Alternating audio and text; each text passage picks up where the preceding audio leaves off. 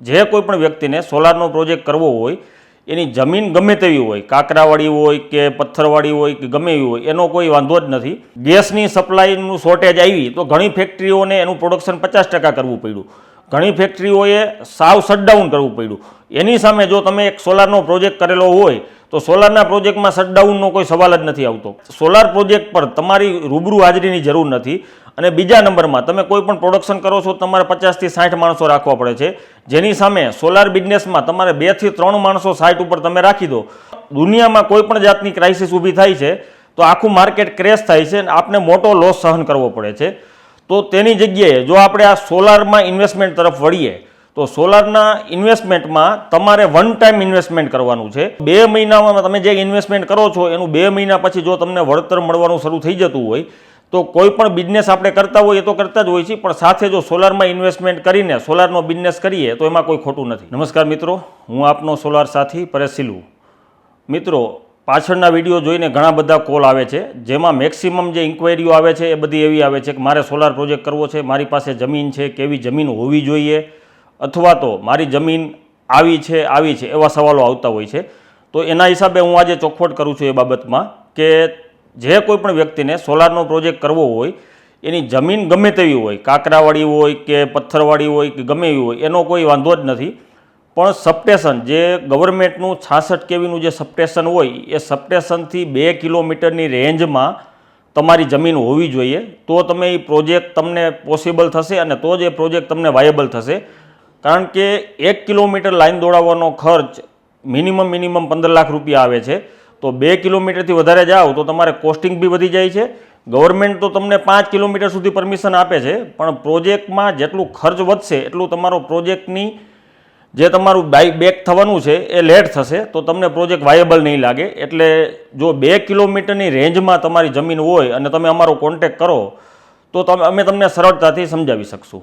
અને મિત્રો, આપણે બિઝનેસ કોઈ પણ કરતા હોય, કોઈ પણ બિઝનેસ કરીએ એટલે મિનિમમ એ બિઝનેસને સેટઅપ કરતાં, એનું માર્કેટિંગ સેટ કરતાં, એનું પ્રોક્યુરમેન્ટ સેટ કરતાં મિનિમમ 2 થી 3 વર્ષનો સમય જતો હોય. અને 2 થી 3 વર્ષમાં આપણો બિઝનેસ સેટ થાય તો ઠીક છે, અને સેટ ન થાય તો આપણે એમાં મોટો લોસ કરતા હોઈએ છીએ.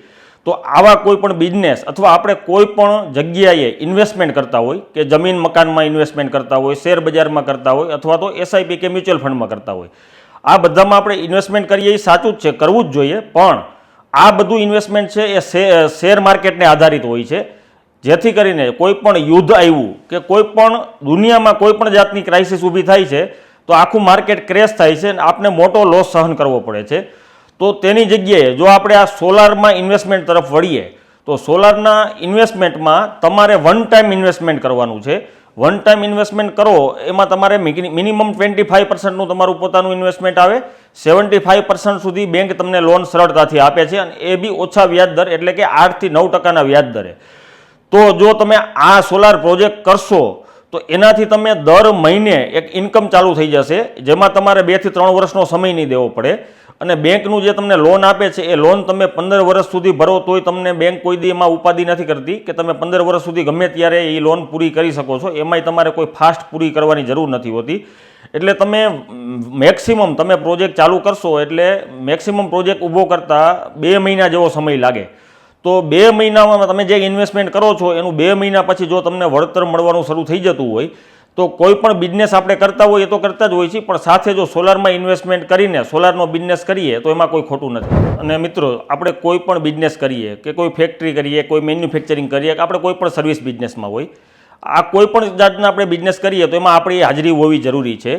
એની સામે બીજી રીતના જોઈએ તો કોઈ પણ વસ્તુનું તમે પ્રોડક્શન કરશો તો એને ડિસ્પેચ કરવું, એના માટેના ઓર્ડર લઈ આવવા, એને ટ્રાન્સપોર્ટેશનથી એક જગ્યાએથી બીજી જગ્યાએ પહોંચાડવું, આ બધી બહુ મોટી માથાકૂટ હોતી હોય છે. અને સેકન્ડ નંબરમાં જોઈએ તો તમે કોઈ પણ પ્રોડક્શન કરશો તો એમાં તમારે મેક્સિમમ મેન પાવર જોશે, એટલે કે મેક્સિમમ મજૂરો જો તમે રાખી શકશો અને તમે અહીંયા 100% તમારી હાજરી આપશો તો જ એ બિઝનેસ તમારો પ્રોપરલી વર્ક કરશે.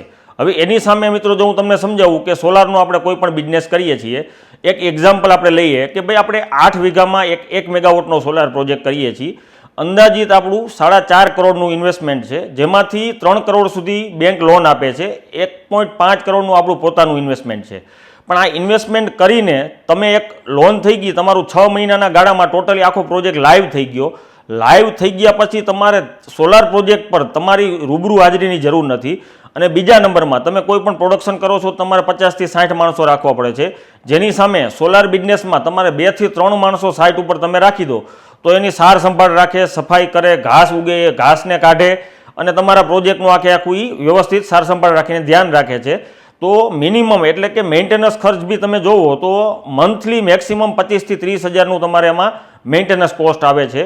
અને આ એકવાર તમે સોલાર પ્રોજેક્ટ નાખી દો એટલે 25 વર્ષ સુધી તમારી પરમેનન્ટ ઇન્કમ ચાલુ થઈ ગઈ. એટલે 25 વર્ષનો ગાળો એટલે આપણે આજીવન ઇન્કમ કહી શકીએ ને, કે એકવાર સોલાર પ્રોજેક્ટ તમારો લાઈવ થઈ ગયો પછી 25 વર્ષ સુધી તમને ગવર્મેન્ટ આના ઉપર પૈસા આપવાની છે.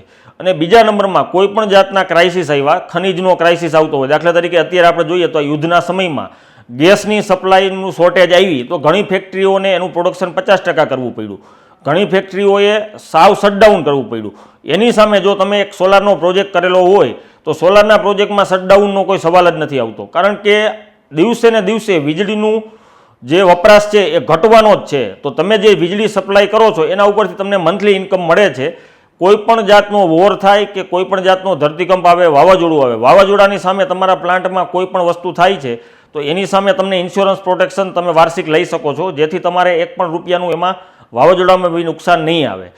તો આ બિઝનેસ કરવા માટે તમારે ખાલી એક વન ટાઈમ ઇન્વેસ્ટમેન્ટ કરવાનું છે અને 3 થી 4 મહિનામાં તમારો પ્રોજેક્ટ લાઈવ થઈ જાય પછી તમારે કોઈ પણ જાતની માથાકૂટ વગર તમે દર મહિને એક સારી એવી ઇન્કમ મેળવી શકો છો.